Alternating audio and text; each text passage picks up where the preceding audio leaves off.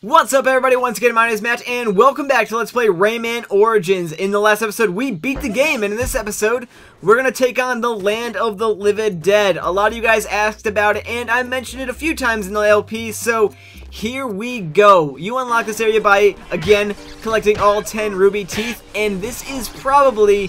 Actually, no, this is the hardest area of the game. Imagine those tricky treasure, like... ruby tooth runs, except an entire level with a boss fight at the end based off of that, and that is basically what this area is. Now, despite it being really hard, there is one thing that I gotta say about the Land of the Livid Dead. The music in this area, freaking fantastic. Like, every track in the Land of the Livid Dead is amazing. It is probably some of my favorite tracks from the game is just in this one area right here, so I recommend the music from this area a lot. But anyways, I might make this look easy, but trust me, this is after a lot of practice. So this will take you a while to get down, and unfortunately, if you do die in an area, it puts you back at the beginning of the area, much like anywhere else in the game, except here it just feels a lot worse, just because of how, well, annoying this area can be with so many deaths. But surprisingly, we're doing alright right now, so I'm actually really happy with this.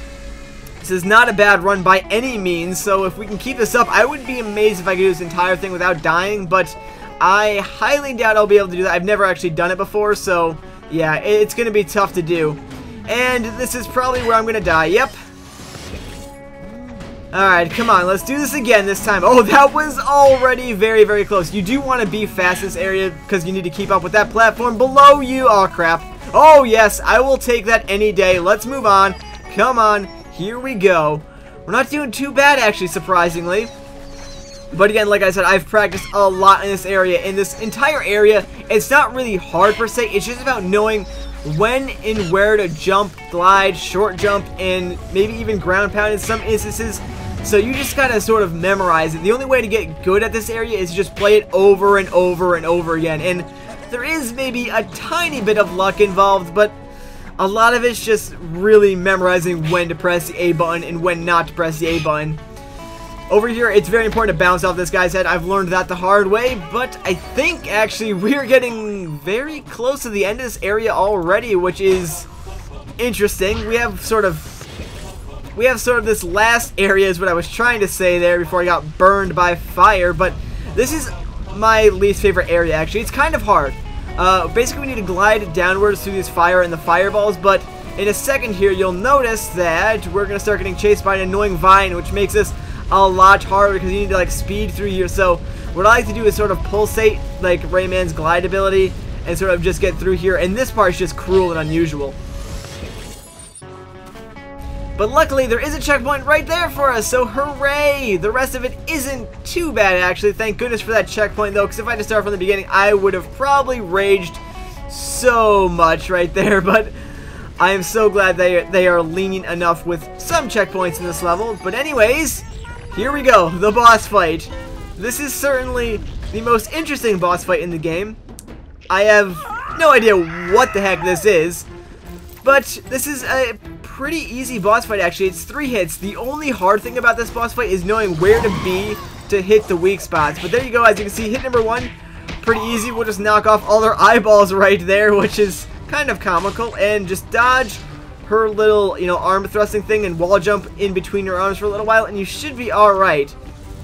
Now, what I like to do here is actually just avoid her little bracelet, and then when she jumps in lava, just hover. Normally, you'll have enough time to avoid it, and then after like 2 hover cycles, if you jump to the left arm, yep, there's her weak spot, and we get number 2, and hit number 3 right here.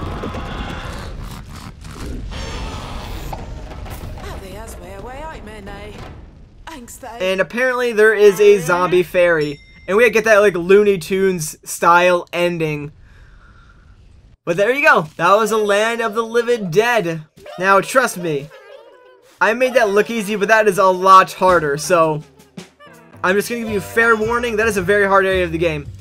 But as you can see, after you beat it, you get sent back to the credits, and this time's a little bit different. You get a little bit of fun in this credits, because you can break the blocks and whatnot, but Again, there's no real reason to sit through the credits since all I wanted to do was show off the land of Livid Dead, and we actually already did that. There's nothing left to it.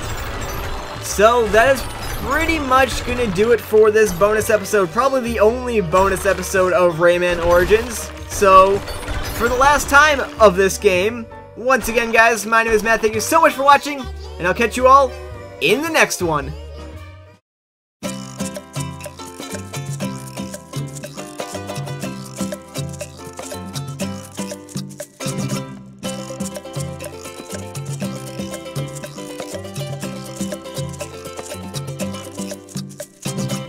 And while 2D was fun and all, I think for my next LP, we'll go back to the land of 3D.